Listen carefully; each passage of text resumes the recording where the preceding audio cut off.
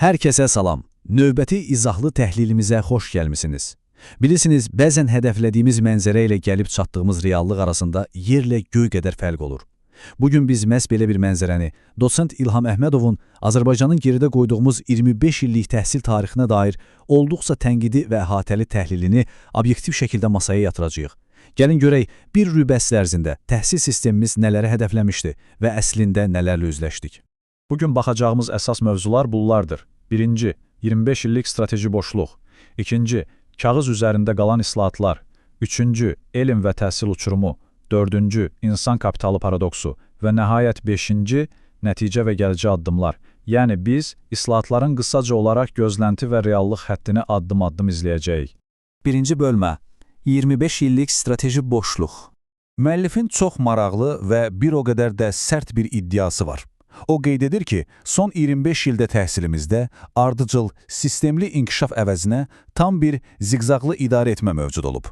Yəni, strategiyalar o qədər tez-tez dəyişib ki, sağlam bir institusional yaddaş ümumiyyətlə formalaşa bilməyib.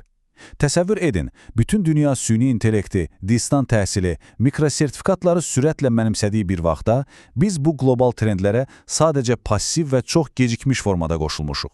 Başqa sözlə, qatar çoxdan gedib, biz isə yalnız proseslər bitdikdən sonra reaktiv addımlar atmağa çalışmışıq. İkinci bölmə, kağız üzərində qalan islahatlar. Yəqin ki, Bologna prosesi barədə çox eşitmisiniz. Konseptual olaraq bu həqiqətən də möhtəşəm bir ideyadır, elə deyilmi? Amma mənbəmizin təhlilinə görə reallıq tam başqadır. Artıq 20 ildən çoxdur ki, rəsmi üzv olsaq da, islahatın əsas sütunu sayılan kredit sistemi sadəcə kağız üzərində qalıb. Tələbə mobilliyi son dərəcə məhduddur. Ən pisi də odur ki, diplomlarımızın xaricdə tanınması hələ də böyük bir problem olaraq qalır. Və təbii ki, real akademik muxtariyyət məsələsi. Bu, demək olar ki, mövcud deyil. Yaxşı. Bəs nədən iri miqyaslı hesab edilən bu islahatlar əslində uğursuz oldu? Niyə universitetlərimiz rəqəmsal transformasiyaya keçə bilmədi? Müəllif bunu 4 konkret səbəblə izah edir. Birincisi, layihələr vaxtında və peşəkar şəkildə hazırlanmayıb.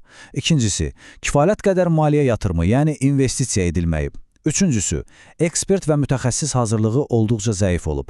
Və dördüncüsü, bəlkə də ən vacibi, kurikulumların, yəni tədris proqramlarının real əmək bazarı ilə əlaqəsi sadəcə qopub. Tələbələrə öyrədilərlə bazarda tələb olunanlar arasında dərin bir uçurum yaranıb. Üçüncü bölmə, elm və təhsil uçurumu. Təhsil Nazirliyi ilə Elmlər Akademiyasının inteqrasiyası böyük ümidlərlə başlamışdı. Amma təhlildə vurğulanır ki, bir vaxtlar tədqiqat mərkəzi sayılan Təhsil İnstitutu, yəni RTI, bugün sadəcə bir kurs və trening mərkəzi səviyyəsinə endirilib. Müəllif bunu təhsilin gələcəyinə vurulmuş çox ağır strateji zərbə adlandırır.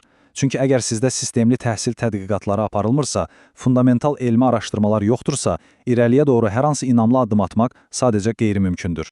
Dördüncü bölmə, insan kapitalı paradoksu. Baxın, bu hissə məsələnin ən həlledici nöqtələrindən biridir. Müəllif çox dəqiq bir ifadə işlədir. Neft kapitalının rəqəmsal insan kapitalına çevrilməsi ləngiyib. Bu cümlə əslində bizə nə deyir? Söhbət sadəcə təhsildən getmir. Söhbət bütün iqtisadiyyatı əhatə edən bir zəncirvari reaksiyadan gedir. 20 il əvvəlin həll olunmamış təhsil problemləri bugün qarşımızda duran 2026-2029-cu illər üçün rəqəmsal iqtisadiyyat strategiyası üçün birbaşa tormoz rolunu oynayır. Milli sərvətimizi insan inkişafına çevirməkdə etdiyimiz ləngimə, gələcək iqtisadi sıçrayışımızın da qarşısını alır. Bu paradoksu daha yaxşı anlamaq üçün ali təhsildəki bir ziddiyyətə nəzər salaq. Son 7-8 ildə nə baş verirdi? Kütləviləşmə adı altında universitetlərə qəbul planları süni şəkildə artırılırdı, düzdür? İndi isə tam tərsinə, mövcud vəziyyət fonunda qəbul yerlərinin azaldılması müzakirə olunur.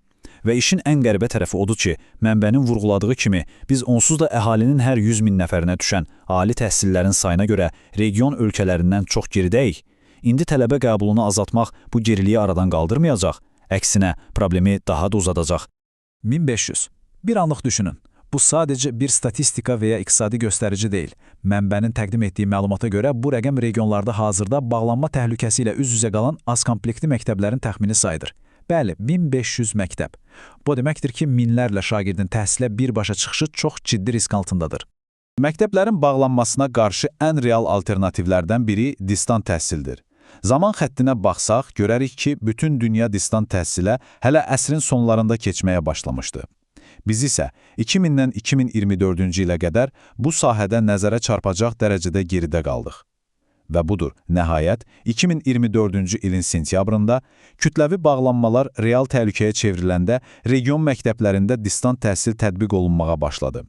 Təhlilə görə bu addım olduqca gecikib, amma 5-ci və son bölmə nəticə və gələcək addımlar. Beləliklə, bütün bu danışdıqlarımızdan hansı nəticəyə gəlirik? Təhsil qapalı bir qutu deyil.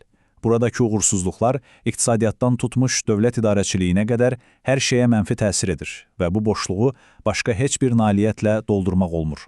Bəs çıxış yolu nədədir? Müəllif tamamilə aydın 3 addım təklif edir. Birincisi, heç nədən çəkinmədən son 25 ili obyektiv analiz etmək. İkincisi, keçmişdə buraxılmış səhvləri açıq və səmimi şəkildə etiraf etmək. Və üçüncüsü, sadəcə kağız üzərində gözəl görünən yox, real, ölçülə bilən və davamlı bir strategiya formalaşdırmaq. Sonda isə sizi mənbəmizin ortaya qoyduğu çox həlledici, hətta deyərdim provokativ bir sualla baş-başa buraxmaq istəyirəm. Sabah üçün həqiqətən işləyən, davamlı bir strategiya qurmaq xatirinə son 25 ilin səhvlərini açıq şəkildə etiraf etməyə iradəmiz çatacaqmı? Əminəm ki, bu sualın cavabı təkcə təhsilimizin deyil, bütövlükdə ölkəmizin inkişaf taleyini həll edəcək. Ümid edirəm ki, bugün məsələyə tamamilə fərqli bir prizmadan baxmağınıza kömək edə bildik. Növbəti izahlı təhlillərimizdə görüşənədək özünüzə yaxşı baxın.